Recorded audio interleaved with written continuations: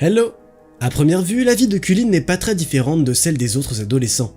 Il est assez intelligent, il aime le sport et les jeux, mais il est aussi extrêmement beau. Au point où il doit se cacher chez lui pour éviter les regards indiscrets. Son comportement insociable inquiète sa famille. Cullen, lui, rêve de trouver quelqu'un qui verra autre chose en lui que son apparence. Et pour ça, il changera brusquement de vie. Le jeune Cullen a touché le jackpot génétique. Toute personne de sa famille, y compris lui-même, n'a aucun défaut dans son apparence.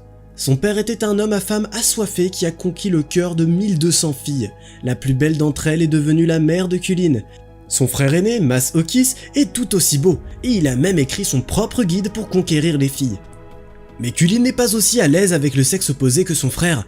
Dès qu'il est dans la rue, des foules de fans commencent à le pourchasser. Résultat, il ne se déplace pas s'il n'a pas un casque sur la tête. À part ça, Cullen passe presque tout son temps à la maison. Son seul et meilleur ami est un poisson nommé Anto, avec qui il joue aux cartes et à qui il partage parfois ses préoccupations. Ses parents et son frère sont sérieusement inquiets par l'isolement de Cullen, et ils essaient de le motiver à vivre comme les autres ados de son âge. Mais le garçon est catégorique, il ne veut pas accepter l'offre de son père de rejoindre l'équipe de basket, et quand Mas Okis essaie d'aider son frère à améliorer sa vie personnelle et demande ce qu'il préfère, Cullen donne une réponse claire. Tapi yang paling penting nih, ya gak suka sama gue.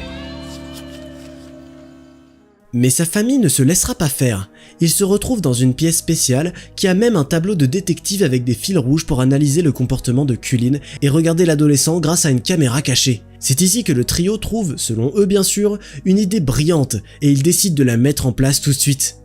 Quand Cullen descend à la cuisine pour boire un verre d'eau, ses parents font une scène dans laquelle ils discutent de la situation financière de la famille.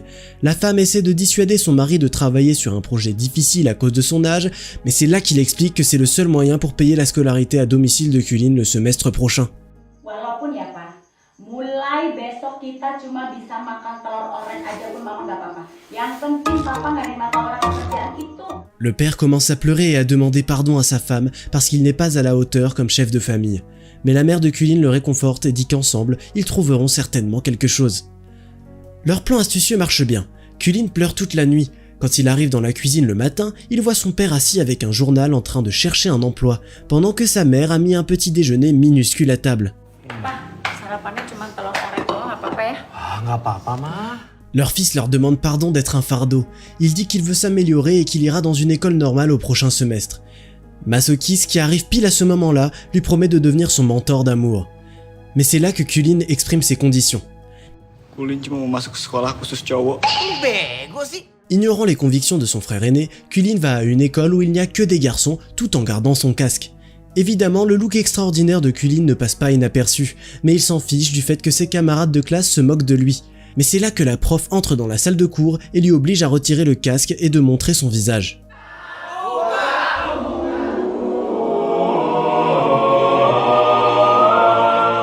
Sa beauté impressionne tellement la prof qu'elle doit même appeler une ambulance. Après ça, les tyrans qui se moquaient de lui en cours l'emmènent au sous-sol et l'attachent. Il y a aussi un autre étudiant que Cullen ne connaît pas. Il y a des hooligans qui se présentent comme le gang Attack et ils dansent devant eux comme des guerriers sailors, ce qui fait rire tout le monde. Évidemment, ça énerve le chef de leur gang, Sidi. Il menace Cullen et lui ordonne d'apporter une invitation au bal de l'année à une école de filles appelée BBM. En fait, les dernières fois qu'ils ont essayé, ils ont été refusés par la belle Amanda qui fait ses études là-bas. Sidi est amoureux d'elle et selon lui, Cullen peut convaincre les étudiantes de venir à la danse grâce à sa beauté. L'inconnu assis à côté de Cullen le libère, il ne va pas faire marche arrière et il se dirige tout de suite vers le bureau du directeur pour signaler les menaces. Le directeur, à leur grande surprise, écoute attentivement l'histoire et affirme qu'il n'y a aucune excuse pour les actions de Sidi et de ses gars. Apparemment, ça fait déjà 3 ans qu'il redouble à cause du bal refusé par les filles. C'est là que l'homme ajoute que Cullen et son ami devraient accepter cette demande, sinon ils n'auraient pas leur diplôme. Cullen comprend tout de suite pourquoi l'inconnu lui a dit de ne pas aller voir le directeur.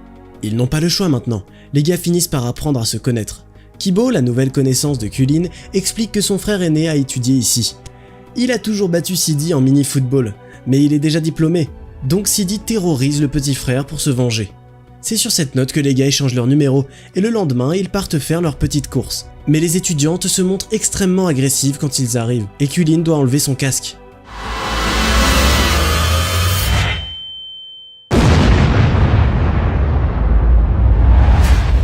Là, toute l'école s'agite, les filles deviennent folles et l'incident finit même sur une chaîne de télévision locale. Pendant que le personnage principal rentre chez lui, il est mis sur la liste des personnes recherchées et toute sa famille est sous le feu des projecteurs. Son frère, tout enthousiaste, donne des interviews sur la vie de Cullen.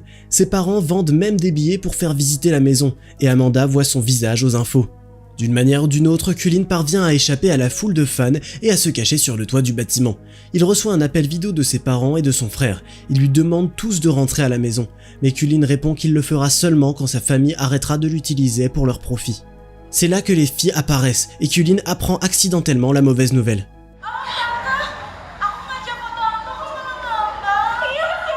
En disant « faites ce que vous voulez », Cullen éteint le téléphone et se tient sur le bord du toit.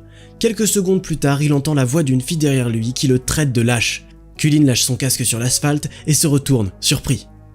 La jeune fille est assise sur un rebord avec un cahier à la main et le regarde avec un ricanement. Cullen se demande pourquoi la vue de son visage ne l'a pas rendu folle.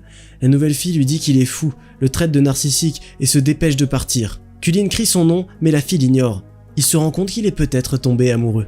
Après cet incident, le bel homme maintenant bien connu appelle Kibo pour demander de l'aide. Son ami dit en rigolant que c'est un loser, parce qu'il n'a pas pris le numéro de téléphone de l'inconnu, ni même son nom. Tout ce qu'il sait, c'est que la fille avait un uniforme d'une étudiante BBM.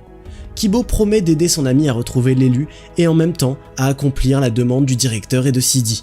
Les garçons reviennent à l'école des filles pour remettre l'invitation au bal de promo entre les mains d'Amanda. Gue Kibo. Ok. La jeune fille promet de tout vérifier avec le comité et de les contacter si elles ont une réponse affirmative.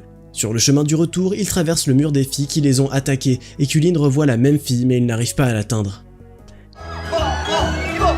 Il ne faudra pas attendre longtemps la réponse d'Amanda. À leur retour à l'école, les garçons reçoivent un message disant que c'est bon. Sidi et son gang sont heureux de cette nouvelle, et le reste des étudiants et même le personnel enseignant le sont tout autant. Cullen est content aussi. Il rêve même d'emmener cette fille qu'il a rencontrée sur le toit au bal de promo. Mais le ronflement de Kibo qui dort à côté de lui le ramène rapidement à la raison. Avec le temps, les gars commencent à se rapprocher. Ils vont en cours ensemble, jouer à des jeux, et ils regardent même les feuilletons préférés de la grand-mère avec elle. Cullen se rend compte qu'il s'est fait un vrai ami. Un matin, Kibo, tout enthousiaste, l'invite à aller à un match de mini-football avec lui. Cullen doute que c'est la bonne idée. Après tout, il y aura les pom-pom girls, dont la réaction est assez prévisible. Ce n'est qu'après le match que Cullen comprend que ce n'était pas pour lui qu'elle chantait. La sueur est tombée sur deux gars, les rendant irrésistibles aussi. Ensuite, Cullen se dirige vers un stand de vente et reconnaît la fille du toit. Mais il n'arrive pas à entamer un vrai dialogue, elle est toujours froide avec Cullen. Le gars se présente une nouvelle fois et juste au moment où la fille est sur le point de dire son nom, Kibo arrive. Il l'appelle Réré et ils parlent rapidement. Cullen se rend compte que les deux doivent se connaître depuis longtemps. Et en ce qui concerne le bal de promo, Réré déclare catégoriquement qu'elle n'ira pas là-bas. Ce genre de soirée, la musique trop forte l'énerve, ça rend Cullen très triste. Avant d'aller au lit, le gars écrit un message à son frère aîné, demandant de l'aide. Le lendemain, ils se rencontrent au bistrot. Masoki est beaucoup trop heureux que Cullen ait enfin besoin de ses conseils. Il a aussi ramené ses parents, ils sont assis à la table d'à côté. Les parents de Cullen lui demandent de rentrer chez lui et il lui assure qu'ils n'organiseront plus les visites. Il dit qu'il ne leur en veut pas et qu'il est même heureux que tout se soit passé comme ça parce qu'il se sent comme une personne différente quand il n'est pas à la maison. Masokis commence donc à coacher Cullen. Tout d'abord, il lui conseille d'en apprendre le plus possible sur la fille, sa nourriture préférée, son passe-temps préféré et surtout, selon Masokis, son signe du zodiaque. En prime, le frère aîné laisse un livre avec des recommandations à Cullen. L'opération de collecte d'informations semble bien se dérouler. Cullen découvre que Réré est une vierge qui aime la crème glacée et éclater du papier bulle. Mais ça ne le rend pas plus joyeux que ça, vu que c'est Kibo qui lui apprend tout. Cullen se rend compte que les deux sont très proches et qu'il devra se battre avec son meilleur ami pour l'attention de Réré. Kibo remarque que Cullen se renferme sur lui et il essaie de le faire parler, mais Cullen dit qu'il va bien. Son ami propose d'aller au karaoké ensemble pour qu'ils s'amusent et pour fêter une bonne note en maths. Quelques jours plus tard, Amanda arrive à l'école des garçons et se dirige tout de suite vers Cullen pour lui donner quelque chose de spécial. Sama ini? Udah ada nomor aku di dalamnya. Sidi saute immédiatement sur Cullen pour lui prendre l'invitation. Sidi dit à Cullen que c'est la règle, si une personne est invitée, alors tout le monde peut y aller. Cullen pense bien plus au karaoké avec son ami qu'à l'anniversaire d'Amanda, mais la soirée ne se passe pas aussi bien qu'il l'aurait voulu. Non seulement Kibo chante mieux que lui, mais il parle aussi beaucoup plus facilement avec Rere. Quand le moment où il faut payer arrive, on apprend que Kibo a laissé son portefeuille à la maison, et sort pour avoir du réseau et transférer de l'argent. Kulin reste seul avec la fille. Il demande à Rere depuis combien de temps elle est amoureuse de Kibo. La jeune fille répond qu'il a tout mal compris, mais Kulin insiste. Kibo tuh sukanya sama cewek lain, Amanda. Il propose à Rere de venir à la soirée d'Amanda pour voir par elle-même. Pendant ce temps, Kibo retourne dans la salle de karaoké. Le jour J, quand Kulin vient à la soirée avec Kibo, la fille d'anniversaire les retrouve à l'entrée. Amanda est étonnamment froide avec Kulin et elle prend la main de Kibo pour l'emmener au 2e étage. Rere est clairement perdue. Après une brève hésitation, la jeune fille monte à l'étage aussi. Kibo ne la remarque pas. Il parle à Amanda et demande pourquoi ils sont là alors qu'elle ne s'intéresse clairement qu'à quelqu'un comme Kulin. C'est là qu'Amanda voit Rere dans les escaliers et fait taire Kibo avec un baiser. Kulin rattrape la fille dans la rue. En larmes, Rere s'ouvre à lui et partage sa déception. Elle a toujours pensé que Kibo était différent, pas biaisé par l'apparence. Kulin lui avoue ses sentiments, mais Rere dit qu'ils ne peuvent pas être plus que des amis, et elle part. Kibo est pris au dépourvu par Sidi et son gang, ils sont furieux. Les tyrans tabassent le pauvre gars devant son ami parce qu'il a embrassé Amanda. Kulin le relève et le ramène chez lui. Le lendemain, comme d'habitude, il regarde un feuilleton dans le salon avec la grand-mère. À la télé, l'homme accuse son meilleur ami de l'avoir trahi pour une femme. Kulin a l'impression que Kibo lui-même fait appel à sa conscience depuis l'écran. Le soir même, Kibo donne à Kulin la carte à collectionner unique que son ami a toujours voulu. Kulin dit qu'il ne la mérite pas, ni leur amitié, et avoue tout. Puis Kulin avoue qu'il a demandé à Amanda d'embrasser Kibo, promettant d'aller avec elle au bal de promo. Kibo répond que Kulin aurait juste dû être honnête et qu'il aurait arrêté de se battre pour le cœur de Rere. Il reprend la carte à Kulin et le chasse de la maison. Complètement brisé, Kulin rentre chez lui. La famille lui souhaite chaleureusement la bienvenue, mais l'adolescent part juste dans sa chambre sans rien dire. Les examens et le bal de fin d'année approchent. Kulin est dévasté par le fait qu'il ait perdu son meilleur ami et toute la famille voit le changement en lui. Un jour, après le dîner, sa mère vient dans sa chambre et lui apporte un cadeau. Bukannya? Anto gak pernah mati, sayang. Puis elle lui fait un discours inspirant sur la difficulté d'affronter le monde cruel, mais que le bonheur qui nous attend en vaut la peine. Le lendemain, Kulin veut parler à son père. Il se demande s'il est vrai que les hommes de leur famille ont toujours été recherchés parmi les femmes. Son père admet qu'une seule femme l'a rejeté avec les mots « Un visage méchant est mieux qu'un cœur méchant », en parlant de la mère de Kulin. Pokoknya intinya adalah kalau kamu udah yakin sama satu cewek. Encouragé par le soutien de sa famille, Kulin court voir Rere qui travaille dans un food truck, puis il se précipite vers son meilleur ami. Comme prévu, Kibo ne veut pas le voir, mais Kulin veut arranger les choses. Il s'excuse et demande à Kibo d'avouer ses sentiments à Rere. Dia itu adalah wanita yang paling unik Dan paling cantik yang pernah gue kenal. Kulin a réussi à renouer les liens avec sa famille et ses amis. Kibo et Kulin viennent au bal ensemble. Kulin lui demande enfin si Rere a changé d'avis à propos d'être avec lui, puis il laisse le couple tranquille. Il part tenir sa promesse à Amanda avant de la prendre par la main pour la conduire à la piste de danse, ce qui énerve grandement Sidi. Le couple devient roi et reine du bal. Au cours de la cérémonie de remise des prix, Kulin entend des filles admirer sa beauté. Il n'y a qu'une seule d'entre elles qui dit qu'il ne vaut rien.